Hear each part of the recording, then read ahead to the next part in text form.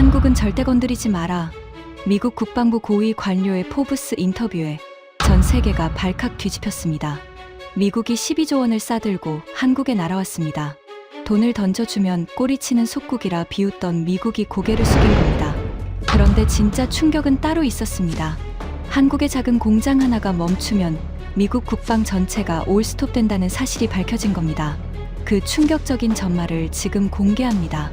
시작하기 전 구독과 좋아요, 그리고 대한민국 화이팅 댓글로 한국을 응원해주세요. 지난 가을이었습니다. 워싱턴 펜타곤 지하 2층 보안 등급 최상위 브리핑룸에 제가 불려갔습니다. 저는 마이클 브레넌, 미국 국방부 산하 국방물자 조달청, 그러니까 DLA 전략자원본부장입니다. 30년 동안 미군의 보급 라인을 책임져 왔죠. 이라크전 때는 사막 한복판에서 하루 만에 식수 20만 리터를 공수했고, 아프간전에서는 해발 3,000m 산악지대에 탄약 보급로를 깔았습니다. 전쟁은 영웅적인 돌격이 결정하는 게 아닙니다.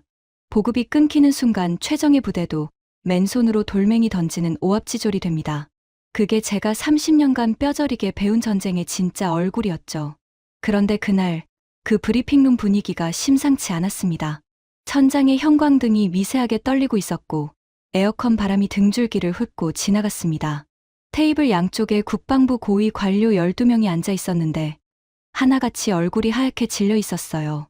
평소엔 농담 반 진담 반으로 회의를 시작하는 사람들인데 그날은 커피잔을 내려놓는 소리마저 조심스러웠습니다. 스크린에 빨간 그래프가 떴습니다. DLA 분석관 제니퍼가 떨리는 목소리로 보고를 시작했습니다. 현재 미국 전체 안티모니 비축량이 1,100톤입니다. 그녀가 리모컨을 눌렀습니다. 그래프가 수직으로 곤두박질 치는 그림이 화면을 채웠죠. 연간 소모량이 23,000톤인데 비축량은 5%도 안 됩니다. 이 추세라면 4개월 안에 바닥이 납니다. 회의실 공기가 얼어붙었습니다. 저는 심장이 철렁 내려앉는 걸 느꼈어요. 안티모니라는 이름, 일반인들은 평생 들어볼 일 없는 광물이죠. 하지만 이게 없으면 미국이라는 나라가 멈춥니다.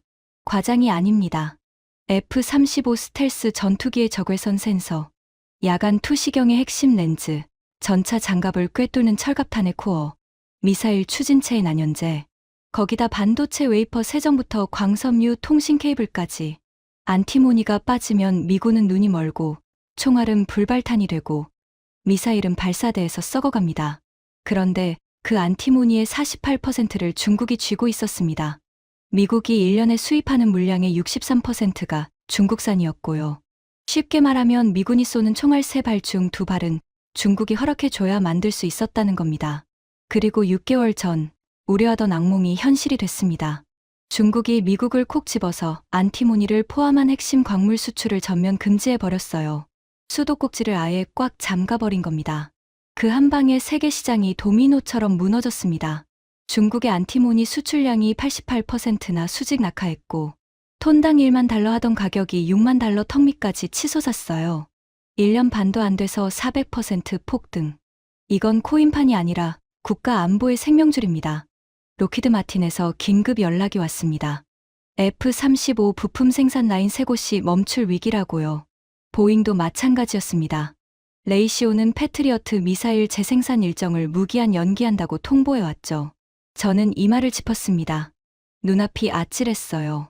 그때 브리핑룸 문이 벌컥 열리면서 한 남자가 들어왔습니다. 로버트 첸, 국방부 부차관보였습니다. 중국계 미국인으로 이민 2세대, 하버드 케네디 스쿨 출신의 월가 군수 컨설팅 회사를 거쳐 펜타곤에 입성한 인물이죠.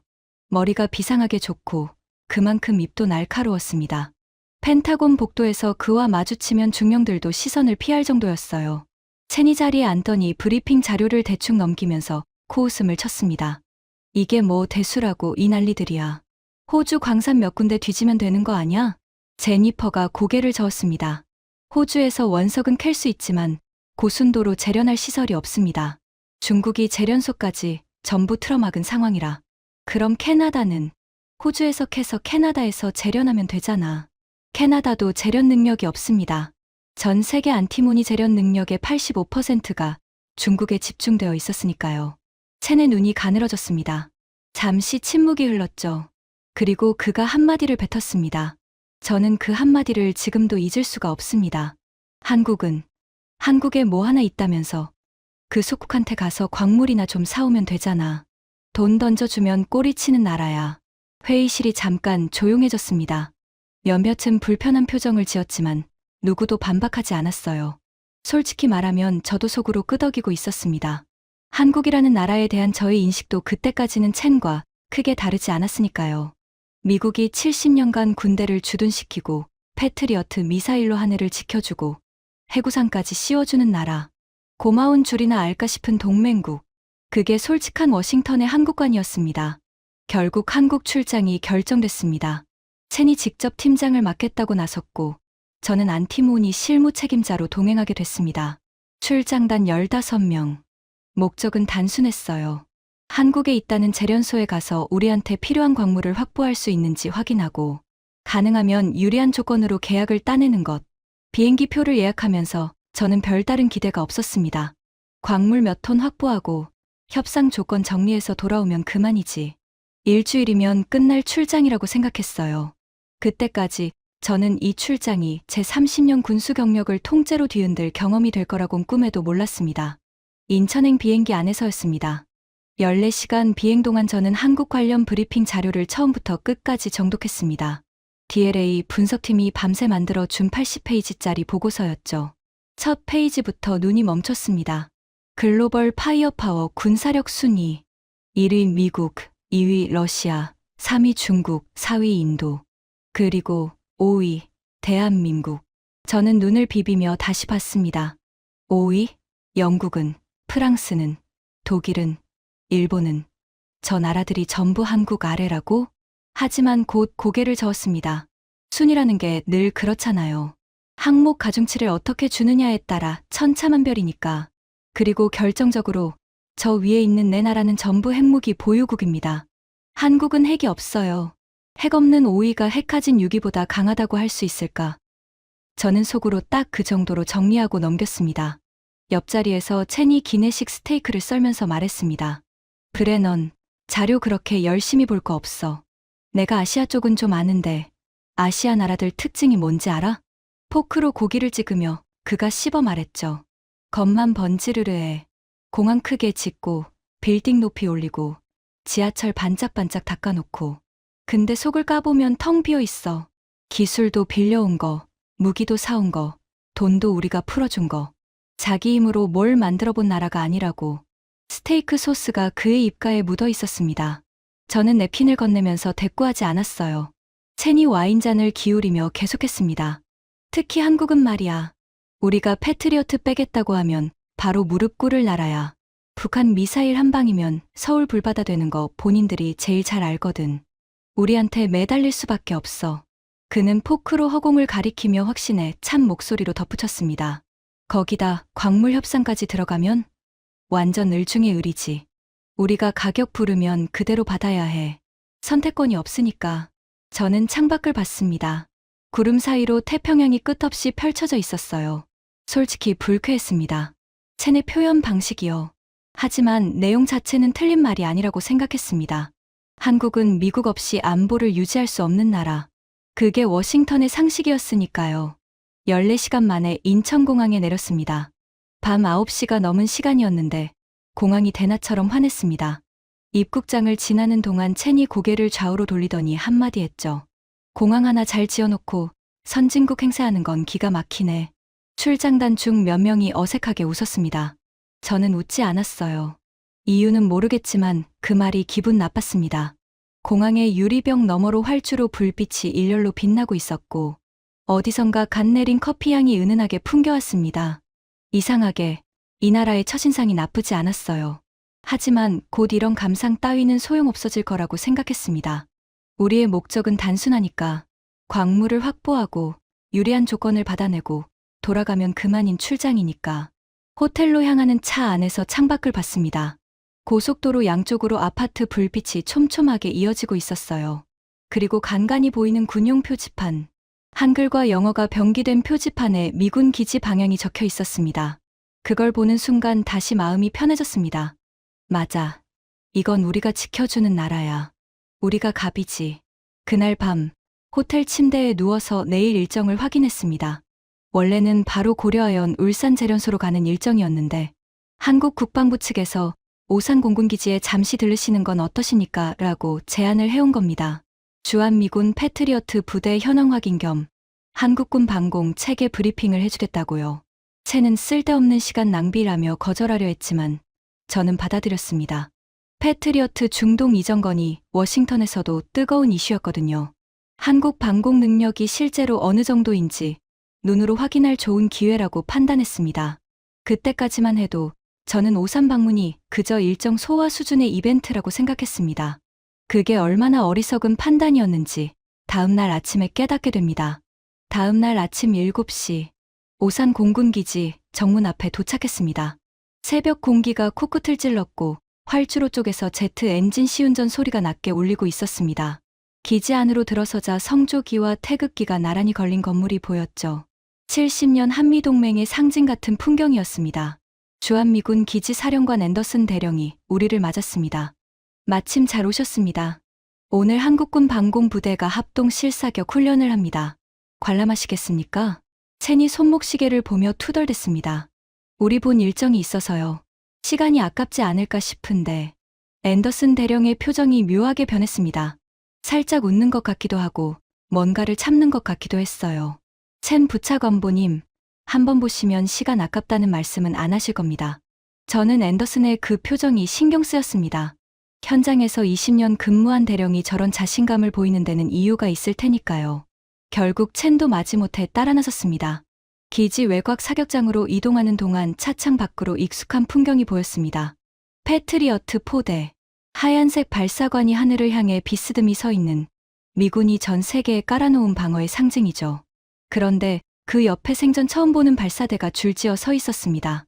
녹색 위장 도색에 패트리어트보다 좀 더 각진 형태. 차량 위에 직사각형 발사관 여러 개가 올라가 있었어요. 저건 뭡니까? 제가 물었더니 한국군 연락장교가 답했습니다. 천궁2입니다. 천궁. 처음 듣는 이름이었습니다.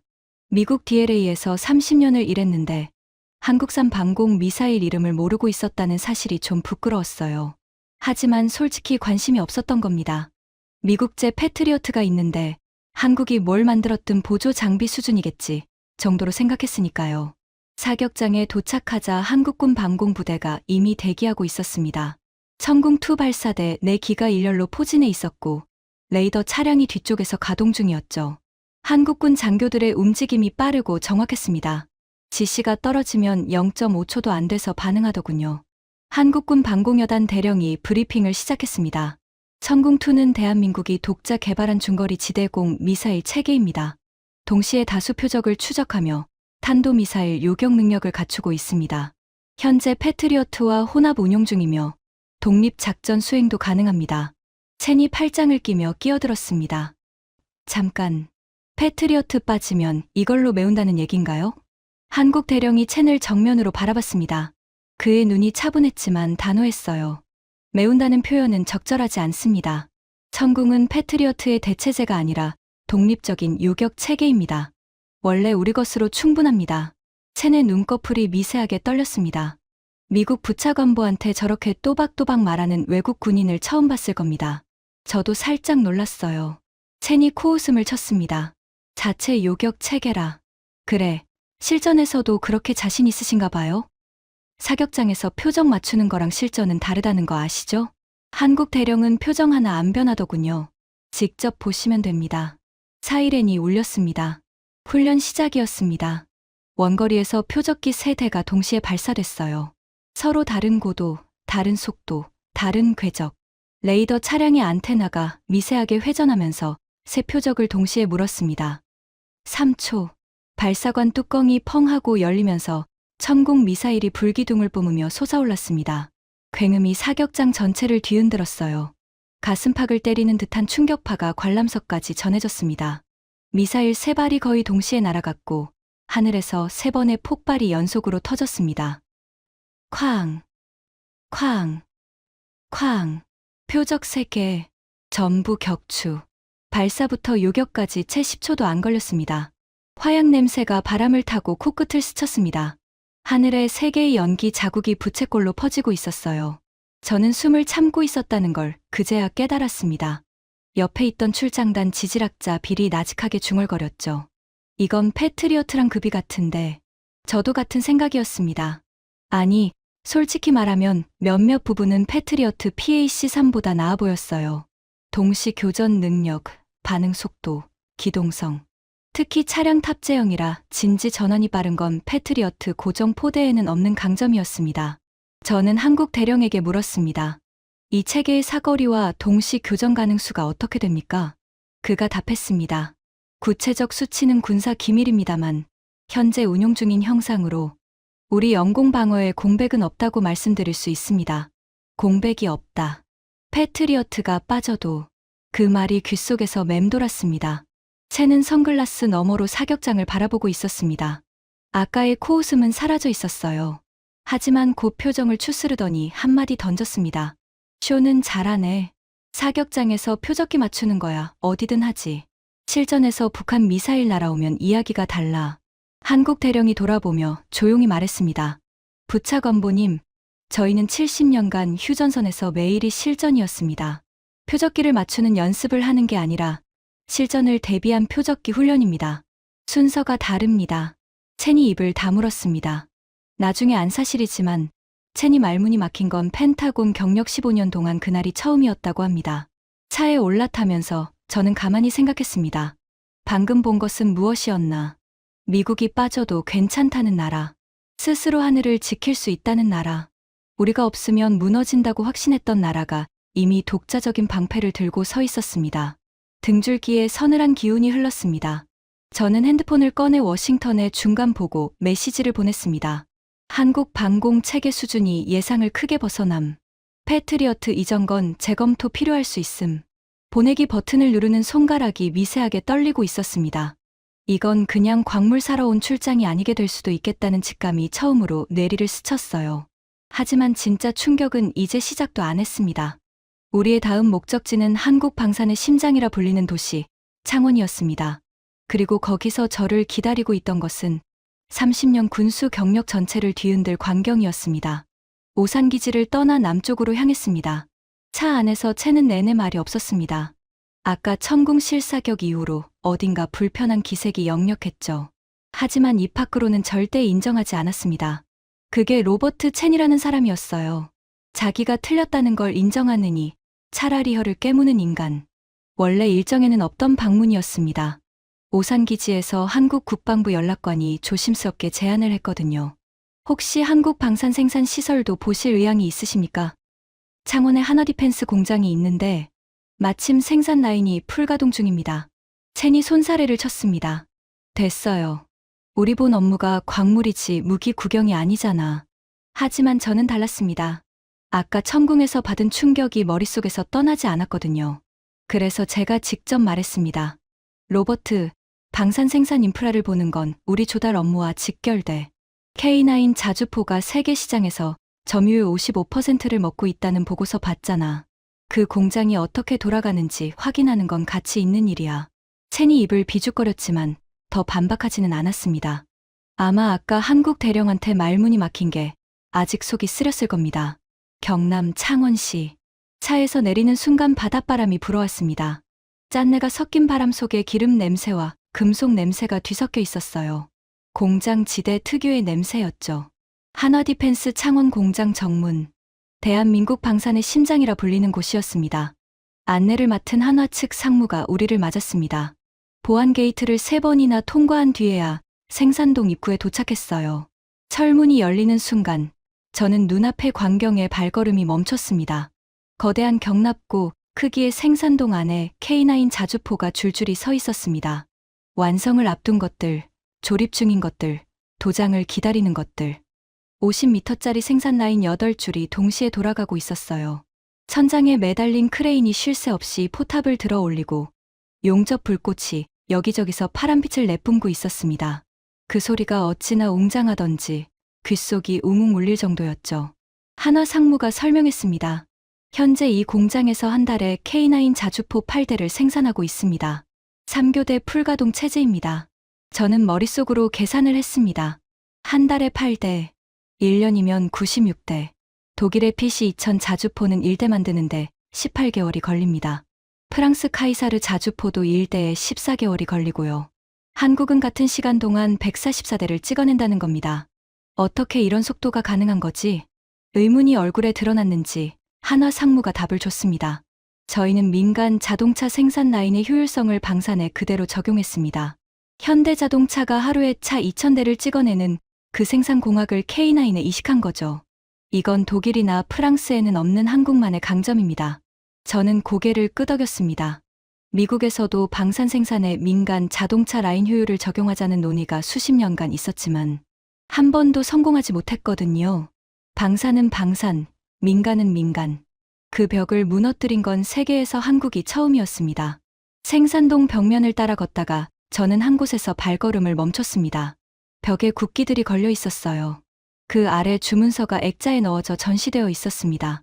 폴란드, 호주, 노르웨이, 핀란드, 에스토니아, 이집트, 인도, 사우디아라비아 8개 나라의 국기가 일렬로 나란히 걸려 있었고 각 국기 아래에 계약 물량과 납기 일정이 적혀 있었습니다.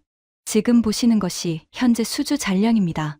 K9 자주포 기준으로 세계 155mm 자주포 시장의 55%를 저희가 공급하고 있습니다. 지구상에서 거래되는 자주포 2대 중 1대는 이 공장에서 나갑니다. 2대 중 1대. 저는 폴란드 국기 앞에서 한참을 서 있었습니다. 우크라이나 전쟁이 터진 뒤 유럽이 가장 먼저 달려간 곳이 미국이 아니라 한국이었다는 보고서를 읽은 적이 있었어요. 그때는 그래봤자 싸니까 산 거겠지라고 넘겼었는데 지금 이 공장을 보니 그게 아니었습니다. 싸서가 아니라 빠르고 많이 만들 수 있는 나라가 지구상에 여기밖에 없었던 겁니다. 그때 한화상무가 태블릿을 꺼내더니 영상 하나를 틀었습니다. 지난달 폴란드 국방부 차관이 보내온 영상입니다.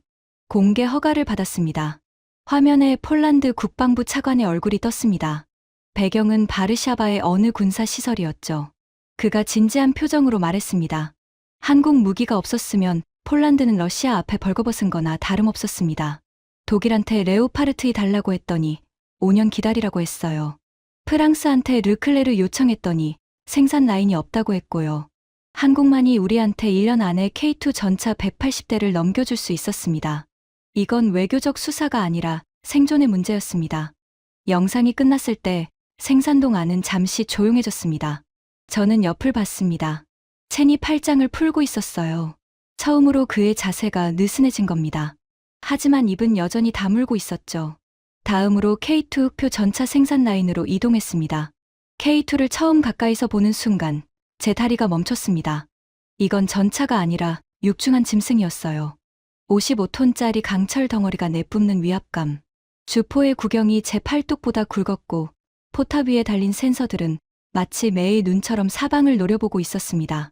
한화상무의 설명이 이어졌습니다. K2 흑표의 생산 리드타임은 발주부터 인도까지 9개월입니다. 저는 귀를 의심했습니다. 9개월이요?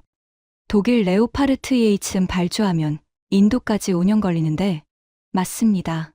그래서 폴란드가 독일 대신 저희를 선택한 거죠. 9개월 대 5년. 이건 단순한 생산 속도 차이가 아닙니다. 전쟁이 터지면 5년은 국가가 사라지고도 남는 시간이에요. 9개월 만에 전차를 받을 수 있다는 건 전쟁 중에도 병력을 보충할 수 있다는 뜻입니다. 이 차이가 전시에는 곧 국가의 생사를 가릅니다. 첸이 드디어 입을 열었습니다. 양산은 잘하네. 인정해. 근데 양산이랑 기술력은 별개야. 중국도 양산은 빠르거든. 핵심은 원천 기술이지. 저는 첸을 봤습니다. 아직도 인정하기 싫은 거구나. 뭐라도 깎아내려야 직성이 풀리는 인간. 하지만 그 말이 부서지는 데는 채 하루도 걸리지 않았습니다. 창원을 떠나 서울로 돌아온 그날 저녁, 한국 국방부 브리핑룸에서 특별 프레젠테이션이 준비되어 있었습니다. KF-21 보람에 대한민국이 독자 개발한 4.5세대 초음속 전투기. 이름은 들어본 적이 있었지만 깊이 파고든 적은 없었습니다. 솔직히 개발 중이라는 딱지가 붙은 프로젝트는 세계 어디서든 취소되거나 지연되는 게 다반사거든요. 브리핑이 시작됐습니다. 스크린에 KF-21의 시험 비행 영상이 떴어요. 활주로를 달리다 기술을 들어올리는 순간 그 유선용 동체가 공기를 찢으며 하늘로 솟아올랐습니다. 스텔스 형상의 날개, AESA 레이더를 품은 노즈콘, 엔진 2기가 뿜어내는 푸른 화염. 마하 1.8로 창공을 가르는 그 모습에 브리핑룸이 숨을 죽였습니다. 한국 국방과학연구소 연구원이 설명했습니다. 4.5세대 이상 초음속 전투기를 백지 상태에서 독자 설계하고 개발까지 완료한 나라는 전 세계의 5손가락 안에 꼽힙니다. 미국, 러시아, 중국, 프랑스, 그리고 대한민국입니다. 저는 의자에서 몸을 앞으로 숙였습니다. 잠깐요. 독일은요? 일본은? 연구원이 고개를 저었습니다. 독일은 유럽 공동 개발인 유로파이터에 참여했지만 독자 전투기 개발 능력은 보유하지 못하고 있습니다. 일본은 F-3 차기 전투기를 추진했지만 엔진과 스텔스 기술 한계로 사실상 영국 이탈리아와의 공동 개발로 선회했습니다. 순수 독자 개발에 성공한 건 한국이 유일합니다. 독일도 못했고 일본도 못했다. 한국이 해냈다. 이 세 문장이 머릿속에서 천둥처럼 울렸습니다.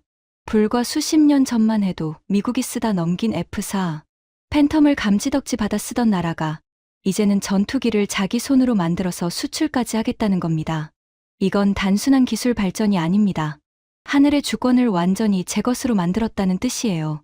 브리핑이 다음 주제로 넘어갔습니다. 현무 5점. 화면에 미사일 재원이 떴는데 탄두 중량이라는 항목에서 제 눈이 멈췄습니다. 9톤. 저는 2번 읽었습니다. 오타인가 싶었어요. 일반적인 전술 탄도 미사일의 탄두 중량이 500kg에서 1톤 사이거든요. 9톤이라니. 연구원이 설명을 이었습니다. 현무5는 탄두 자체의 운동 에너지만으로 목표를 파괴하는 개념입니다. 마하 10 이상의 속도로 낙하하면서 발생하는 충격 에너지가 지하 수백 미터 깊이의 벙커를 완전히 관통합니다. 폭약이 터지지 않아도 9톤짜리 쇠덩어리가 우주에서 떨어지는 것 자체가 소형, 전술 핵무기에 준하는 파괴력을 발휘합니다. 핵 없이 핵급 파괴력. 저는 등받이에 기대며 천장을 올려다봤습니다. 머릿속에서 퍼즐 조각이 맞춰지고 있었어요. 한국은 핵무기가 없습니다. 주변에 핵을 가진 나라가 4개나 있는데 자기만 없어요. 북한, 중국, 러시아, 그리고 멀리서 일본도 잠재적 핵 역량을 갖고 있죠. 이 상황에서 한국이 내린 결론은 뭐였을까요? 핵이 없다. 그럼 재래식 무기로 핵급 파괴력을 만들어 버리면 된다. 이 미친 듯이 실용적인 발상을 실제로 실현해 버린 겁니다. 건드리면 다 같이 죽는다. 고슴도치, 전략. 그게 현무 5의 본질이었습니다. 저는 속으로 계산을 했습니다. 한국의 군사력을 종합하면 이렇습니다. 지상에는 K2 흑표와 K9 자주포가 유럽 전체를 합친 것보다 많은 물량으로 깔려 있고, 바다에는 이지스 구축함과 3,000톤급 잠수함이 독자 작전을 수행하고, 하늘에는 독자 개발 전투기가 마하 1.8로 날아다니며, 지하에는 9톤짜리 관통탄이 적의 심장부를 겨누고 있고, 패트리어트가 빠져도 천궁이 영공을 지키며, 인구가 줄어도 AI와 무인 체계로 빈자리를 메우고 있다.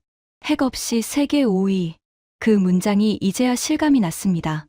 이건 순위표의 숫자가 아니라 70년간 벼랑 끝에서 살아남기 위해 이를 악물고 쌓아 올린 생존의 결과물이었어요. 브리핑이 끝나고 자리에서 일어서는데 체니 옆에서 낮은 목소리로 말했습니다. 그래도 실전 경험은 우리가 압도적이잖아. 무기 좋아봤자 써본 적 없으면 소용없어. 아직도 인정하기 싫은 거구나. 저는 대꾸하지 않았습니다. 대신 한국 연락관에게 물었어요. 한국 해군 관련 자료도 볼 수 있습니까? 연락관이 태블릿을 건네주며 말했습니다. 이동 중에 보시면 됩니다. 내일 울산으로 가는 길이 좀 기니까요. 울산. 고려아연 재련소가 있는 도시. 우리의 본래 목적지. 하지만 울산에 도착하기 전에 태블릿 속 한국 해군 이야기가 저를 먼저 흔들어 놓을 줄은 몰랐습니다. 울산으로 향하는 KTX 아니었습니다. 창밖으로 한국의 시골 풍경이 빠르게 스쳐 지나갔습니다. 논밭 사이에 공장 굴뚝이 솟아있고 작은 마을 뒤로 산이 겹겹이 이어지는 풍경.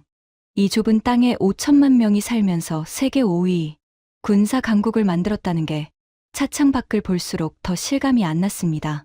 저는 태블릿을 펼쳤습니다. 한국 해군 발전사 브리핑 자료. 첫 페이지부터 눈물겨운 이야기가 적혀 있었습니다. 한국 전쟁 직후 한국 해군은 제대로 된 전투함이 한 척도 없었다고 합니다. 미군이 쓰다 버린 상륙정 몇 척을 수선해서 겨우 굴리는 수준. 장병들이 쪼개고 쪼갠 월급을 모아 일본에서 중고 선박을 사오기도 했대요. 해군 장교의 아내들이 밤잠 설쳐가며 바느질과 품삯으로 모은 돈까지 보탰다는 기록도 있었습니다. 그게 한국 해군의 시작이었습니다.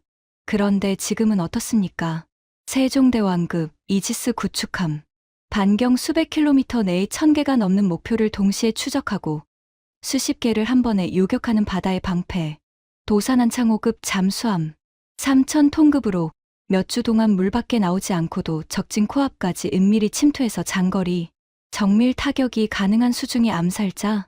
한국 해군은 이제 앞바다를 지키는 수준이 아니라 지구 반대편 대양에서도 독자 작전이 가능한 완전한 대양 해군으로 성장한 겁니다. 자료를 넘기다가 한 챕터에서 손이 멈췄습니다. 대만과의 비교라는 제목. 90년대까지만 해도 한국과 대만은 경제 수준도 직면한 안보 위협도 비슷했습니다. 둘 다 거대한 적을 눈앞에 두고 있었고 둘 다 해군력이 절실했죠. 하지만 선택이 갈렸습니다. 대만은 빠른 길을 택했어요. 프랑스에서 최신형 라파예트급 호위함을 통째로 사들이기로 한 겁니다. 돈만 내면 되니까 쉽고 빠르죠. 깔끔한 선택이었습니다. 한국은 정반대를 선택했습니다.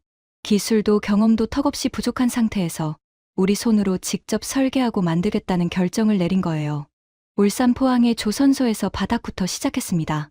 실패하고 뜯어 고치고 또 실패하고 또 고치고 눈물겨울 정도로 무식하고 지독한 길이었습니다. 결과는 어떻게 됐을까요? 대만은 참담했습니다. 라파예트 호위함 도입 과정에서 거대한 무기 비리 스캔들이 터졌어요. 프랑스 측에서 핵심 기술 이전은커녕 유지보수 지원까지 끊어버렸죠. 대만은 독자적으로 군함을 만드는 능력을 완전히 상실해버렸습니다. 지금 대만 해군의 주력함들 상당수가 30년을 훌쩍 넘긴 노후 함정이에요. 중국 해군이 괴물처럼 불어나는 동안 대만은 스스로를 지킬 동력을 잃어버린 겁니다. 한국은 그 지옥 같은 시행착오를 거치면서도 자력 건조의 끈을 놓지 않았습니다. 그 결과가 지금의 이지스함이고 최첨단 잠수함이고 세계 최고 수준의 조선 방산 기술이에요. 남한테 국방을 맡기는 순간 국가의 생존권까지 내주게 된다. 이 한 문장이 태블릿 화면 위에서 형광 표시가 되어 있었습니다. 한국 국방부가 일부러 강조해 둔 거죠. 저는 태블릿을 내려놓고 창밖을 봤습니다. 갑자기 등줄기가 서늘해졌어요. 미국이 지금 한국한테 하려는 게 뭔지 생각해 보니까요. 패트리어트를 빼겠다. 방패를 가져가겠다. 우리가 급하니까 너희 것 좀 빌려가마. 이건 70년 전 한국이 미국한테 당했던 바로 그 상황 아닙니까? 닉슨 독트린 때 주한미군 2만 명이 하루아침에 짐 싸서 떠나던 그때, 중동 전쟁 때 미국이 이스라엘 돕겠다고 동맹국 무기고를 싹싹 긁어가던 그때, 남한테 국방을 맡기면 벌어지는 일. 그런데 이번에는 상황이 달랐습니다. 한국은 더 이상 미국 없이 못 버티는 나라가 아니었어요. 천궁이 있고 K방산이 있고 독자 전투기와 핵급 미사일이 있었습니다.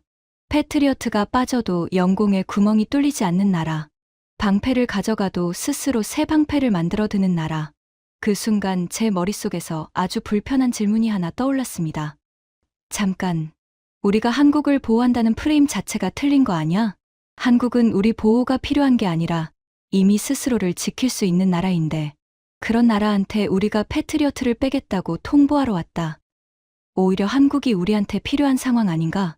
KTX가 울산역에 가까워지고 있었습니다. 채니 잠에서 깨면서 기지개를 켰습니다. 다 왔어? 드디어 본론이네. 재련소 가서 광물 계약이나 빨리 끝내고 돌아가자. 저는 아무 말 안 했습니다. 하지만 마음속에선 이미 알고 있었어요. 이 출장의 본론은 광물 계약이 아닐 수도 있다는 걸. 그리고 채니 상상하는 것처럼 돈을 던져주면 끝나는 쉬운 협상이 되지 않을 거라는 걸. 울산역에 내렸습니다. 공기가 창원과는 또 달랐어요. 바다 냄새 위에 뭔가 묵직한 화학 약품 냄새가 겹쳐 있었습니다. 재련소가 가까이 있다는 증거였죠. 역 앞에 한국 측 차량이 대기하고 있었습니다. 고려아연 관계자가 정중하게 인사했어요. 오랜 여행 고생 많으셨습니다. 재련소까지 30분 거리입니다. 차에 올라타면서 저는 차창 밖으로 울산공업 단지의 스카이라인을 봤습니다. 공장 굴뚝에서 하얀 수증기가 피어오르고 거대한 저장 탱크가 들판을 가득 채우고 있었어요. 이 도시 전체가 하나의 거대한 공장 같았습니다. 이 도시 어딘가에 미국 국방의 운명을 쥐고 있는 재련소가 있다. 그 사실이 묘하게 비현실적으로 느껴졌습니다. 고려아연 온산 재련소. 정문을 통과하는 순간부터 규모에 압도당했습니다. 끝이 안 보였어요. 드넓은 부지에 거대한 건물과 설비가 빼곡히 들어차 있었고 배관이 거미줄처럼 사방으로 뻗어 있었습니다. 굴뚝에서는 하얀 수증기가 쉴 새 없이 피어오르고 지게차와 운반 차량이 쉬지 않고 움직이고 있었죠. 24시간 풀가동. 하루도 쉬지 않는 공장이었습니다.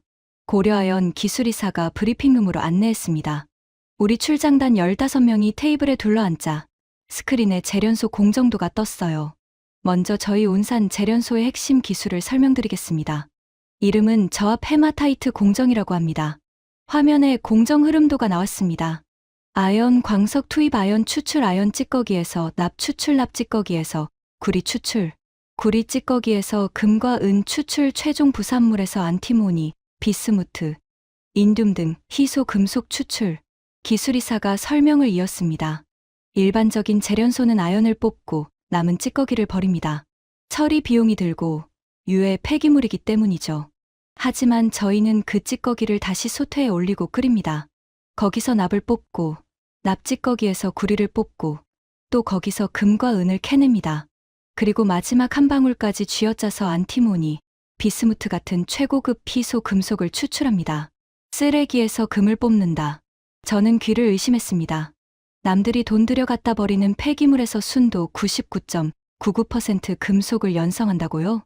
쉽게 비유하자면 이렇습니다. 기술이사가 미소를 지으며 말했습니다. 남들은 소고기 익히려면 센 불에 압력솥을 터질 듯이 돌려야 합니다. 에너지가 많이 들고 위험하고 환경 오염도 심하죠. 하지만 저희는 약한 불로 은은하게 익혀도 더 좋은 육질을 만들어 내는 독자 레시피를 개발했습니다. 에너지 소모는 확 줄이고 환경 오염은 최소화하면서 금속 회수율은 99%에 달합니다. 99% 회수율, 에너지 저감, 환경 친화. 30년간 군수 보급을 담당하면서 전 세계 생산 시설을 수없이 봐왔지만 이런 건 처음이었습니다. 미국의 어떤 재련소에도 이 기술은 없었어요. 유럽에도 없었습니다. 중국이 50년간 막대한 정부 보조금을 쏟아부어 구축한 재련 인프라와도 질적으로 차원이 달랐어요. 그 다음 슬라이드에서 진짜 폭탄이 터졌습니다. 이 온산 재련소 하나에서 생산되는 전략 광물 목록입니다. 스크린에 표가 떴어요. 미국 정부가 국가 안보에 필수적이라 지정한 60종 전략 광물 중 무려 11종이 이 공장 하나에서 쏟아져 나오고 있었습니다. 아연, 납, 구리, 금, 은, 인듐, 비스무트, 갈륨, 게르마늄, 안티모니, 셀레늄. 저는 목록을 한 줄씩 읽으면서 숨이 막혔습니다. 이 광물들 하나하나가 미국 국방과 첨단 산업의 핵심 재료거든요. 인듐은 터치스크린과 태양전지에, 갈륨은 오지 통신칩에, 게르마늄은 적외선 광학장비에, 안티모니는 아까 설명한 대로 F-35부터 미사일까지 안 들어가는 곳이 없습니다. 이걸 전부 한 공장에서, 한 나라에서. 저는 동행한 지질학자 빌에게 속삭였습니다. 빌, 중국 빼고 이 수준으로 다종 전략 광물을 동시 재련할 수 있는 시설이 지구상에 몇 개야? 빌이 안경을 밀어 올리며 낮은 목소리로 답했습니다. 여기 하나뿐입니다. 여기 하나뿐. 그 말이 회의실 안에서 메아리 치는 것 같았습니다. 기술이사의 설명이 계속됐습니다. 그리고 한 가지 더 말씀드릴 것이 있습니다. 저희 재련 과정에서 부산물로 고순도 황산이 나옵니다. 이 황산은 반도체 웨이퍼 세정에 사용되는 필수 소재입니다. 저는 의자에서 몸을 앞으로 숙였습니다. 잠깐, 그 고순도 황산이 없으면 반도체 공정이 안 돌아간다는 겁니까? 맞습니다. 그리고 현재 미국에 건설 중인 삼성과 TSMC 반도체 공장에도 이 황산이 공급될 예정입니다. 머릿속에서 폭죽이 터지는 것 같았습니다. 이 재련소 하나가 멈추면 벌어지는 일을 정리해보니까요. 첫째, 미국 방산이 멈춥니다. F-35 부품 생산, 미사일 제조, 야간 투시경, 철갑탄 전부 올스톱. 둘째, 미국 반도체가 멈춥니다. 수십조 원을 투자해 짓고 있는 미국 내 반도체 공장들이 세정제 없이 가동 불가. 셋째, 오지 통신, 태양전지, 적외선 장비, 첨단 소재 산업 전부 공급망이 끊어집니다. 한 공장이 멈추면 미국이 멈춘다. 이건 과장이 아니었습니다. 냉정한 팩트였어요. 저는 고개를 돌렸습니다. 첸을 보려고요. 첸은 입을 꾹 다물고 있었습니다. 볼펜을 들고 메모를 하고 있었어요. 펜을 쥔 손가락 끝이 하얗게 질려 있었습니다. 그가 메모를 하는 건 제가 15년 동안 한 번도 본 적 없는 장면이었습니다. 첸은 늘 남의 보고를 듣고 지시만 내리는 사람이었거든요. 메모를 하고 있다는 건 이 상황이 자기 예상을 완전히 벗어났다는 뜻이었습니다. 재련소 현장 투어가 시작됐습니다. 안전모를 쓰고 공장 안으로 들어갔습니다. 열기가 먼저 덮쳤어요. 거대한 솥회 앞에 서자 얼굴이 화끈거릴 정도로 뜨거운 공기가 밀려왔습니다. 용광로에서 쏟아지는 주황색 용융 금속이 도가니를 따라 흘러내리고 있었고 그 위로 열 아지랑이가 아른거렸습니다. 기술이사가 용융로 옆에서 설명했습니다. 지금 보시는 것이 저 앞 헤마타이트 공정의 핵심 구간입니다. 이 공정 하나가 완료되면 아연 찌꺼기에서 7종의 금속이 동시에 분리됩니다. 저는 용융 금속이 흘러내리는 모습을 멍하니 바라봤습니다. 시뻘건 쇳물이 몇 단계를 거치면서 점점 다른 색깔로 변해가는 게 정말 연금술을 보는 것 같았어요. 쓰레기를 금으로 바꾸는 현대판 연금술, 그리고 이 마법을 부릴 수 있는 마법사가 지구상에 하나뿐이라는 사실. 공장을 나오면서 저는 한 가지가 더 궁금해졌습니다. 이 기술, 해외에 이전할 계획이 있습니까? 기술이사가 단호하게 고개를 저었습니다. 한국산업통상자원부가 해외 유출을 법으로 금지했습니다. 앞으로 100년간 한국을 먹여 살릴 핵심 기술이라는 판단입니다. 100년. 저는 그 숫자를 곱씹었습니다. 미국은 50년 전에 자국 재련 산업을 스스로 포기했습니다. 환경 규제가 까다롭고 인건비가 비싸니까 중국한테 맡기면 되지. 그 아니란 판단이 50년 뒤에 국가 안보를 통째로 흔들 줄은 아무도 몰랐겠죠. 미국의 마지막 안티모니 광산이 문을 닫은 게 25년 전이에요. 자체 재련 능력은 아예 씨가 말랐고요. 한국은 정반대였습니다. 세계가 중국한테 몰려갈 때 한눈 안 팔고 독자 기술을 갈아왔어요. 쓰레기에서 금을 뽑는 기술을 30년간 혼자 연마했습니다. 그 결과가 지금 이 순간입니다. 중국이 문을 닫아버리니까 지구상에 남은 유일한 마스터 셰프는 한국 고려아연뿐인 거예요. 미국의 심장이 이 공장에 달려있다. 비유가 아니라 현실이었습니다. 재련소 브리핑룸으로 돌아왔습니다. 현장 투어를 마친 출장단 전원이 자리에 앉자 공기가 달라진 걸 느꼈어요. 도착했을 때만 해도 출장단 분위기가 느긋했거든요. 광물 좀 사서 돌아가면 되는 간단한 출장. 그런데 지금은 누구도 웃지 않았습니다. 전원의 표정이 굳어 있었어요. 방금 본 것의 의미를 소화하는 중이었죠. 첸이 먼저 입을 열었습니다. 놀랍게도 그의 목소리에서 평소의 거만함이 사라져 있었어요. 하지만 완전히 사라진 건 아니었습니다. 자, 본론으로 들어가죠. 그가 서류를 꺼냈습니다. 미국 측 제안서였어요. 미국 국방부는 귀사의 안티모니 재련 기술에 관심이 있습니다. 우리가 제안하는 건 이겁니다. 미국 테네시주에 합작 재련소를 짓는다. 미국이 12조 원을 투자하고 지분 51%를 가져간다. 그리고 귀사의 핵심 기술을 공유해 주시기 바랍니다. 51% 경영권을 내놓으라는 겁니다. 기술까지 통째로. 전형적인 미국식 협상이었어요. 돈을 앞세워 상대를 압도하는 방식. 첸이 평생 해온 스타일이죠. 고려아연 기술이사의 표정이 변하지 않았습니다. 차 한 모금을 마시더니 천천히 입을 열었어요. 감사한 제안이지만 그 조건은 받아들이기 어렵습니다. 첸의 눈이 가늘어졌습니다. 뭐라고요? 51% 지분은 물론이고 핵심 기술 이전도 불가합니다. 저희 기술은 한국 정부가 법률로 해외 유출을 금지한 국가 전략 자산입니다. 첸이 서류를 탁 내려놓았습니다. 지금 농담하시는 겁니까? 미국 국방부가 12조 원을 들고 온 겁니다. 12조. 귀사 시가총액의 몇 배인지 아시죠? 기술이사가 차분하게 답했습니다. 물론 알고 있습니다. 하지만 부차관보님, 현재 저희 기술에 관심을 표명한 곳이 미국만은 아닙니다. 호주 정부에서도 제안이 왔고 사우디아라비아도 접촉해 왔습니다. 유럽연합 쪽에서도 비공식 타진이 있었고요. 브리핑룸 안의 공기가 얼어붙었습니다. 첸의 얼굴이 붉어지기 시작했어요. 목 위로 핏줄이 올라오는 게 보였습니다. 당신들, 지금 미국을 상대로 협상력이 있다고 생각하는 거야? 미국이 돈 안 주면 당신들 재련소 돌릴 원석은 어디서 가져올 건데? 호주 광산 접근권은 우리 동맹 네트워크 안에 있어. 첸이 목소리를 높였습니다. 테이블을 손바닥으로 탁 내리쳤어요. 감히 미국한테 이래? 회의실이 정적에 빠졌습니다. 3초, 5초, 10초. 기술이사가 찻잔을 조용히 내려놓았습니다. 사기 그릇이 탁자에 닿는 소리만 또각 울렸어요. 그리고 그가 고개를 들어 첸을 정면으로 바라봤습니다. 눈빛이 차분했지만 그 안에 단단한 강철이 서려 있었습니다. 부차관보님, 한 가지만 여쭙겠습니다. 뭔데? 지금 이 순간 미국 국방부 비축 창고의 안티모니가 얼마나 남아 있습니까? 첸의 입이 멈췄습니다. 미국의 마지막 안티모니 광산이 문을 닫은 게 25년 전입니다. 자체 재련 시설은 단 한 곳도 남아 있지 않습니다. 새 광산을 파겠다고 삽을 뜨셨다죠. 첫 물량이 나오려면 빨라야 3년입니다. 그 3년 동안 F-35 생산 라인은 어떻게 하실 겁니까? 패트리어트 미사일 재생산은요? 미국 방산 전체가 4개월 안에 멈출 수 있다는 보고서를 직접 올리신 분이 이 자리에 계시지 않습니까? 기술이사의 시선이 잠시 저를 향했습니다. 맞습니다. 그 보고서를 쓴 게 접니다. 첸의 얼굴에서 핏기가 빠지는 게 보였습니다. 기술이사가 마지막 한마디를 덧붙였습니다. 저희가 지금 값을 따지자는 게 아닙니다. 다만 이건 한쪽이 돈을 던져주고 한쪽이 고개를 숙이는 관계가 아닙니다. 서로가 서로를 필요로 하는 파트너십입니다. 그에 맞는 조건을 제안해 주시기 바랍니다.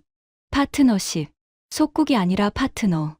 그 단어가 회의실 안에 울려 퍼졌습니다. 15초간의 침묵이 흘렀습니다. 첸은 서류를 내려다보고 있었어요. 볼펜을 쥔 오른손이 미세하게 떨리고 있었습니다. 저는 그때 개입했습니다. 로버트, 첸이 고개를 들었습니다. 현실을 보자. 우리 비축량 5%야. 4개월이면 바닥이야. 3년 공백을 메울 수 있는 곳이 지구상에 여기밖에 없어. 우리가 지금 흥정할 위치가 아니야. 첸의 눈이 흔들렸습니다. 15년 동안 펜타곤에서 갑의 위치로만 협상해 온 사람이 처음으로 을의 자리에 앉은 겁니다. 길고 긴 침묵 끝에 첸이 입을 열었습니다. 40.1%. 기술이사가 눈을 들었습니다. 미국이 40.1%로 최대 주주에 들어가는 대신 기술 이전 요구는 철회한다. 운영권은 귀사가 갖고 미국은 투자와 원석 조달 네트워크를 제공한다. 이 조건이면 되겠습니까? 그건 처음 제안과는 완전히 다른 구조였습니다.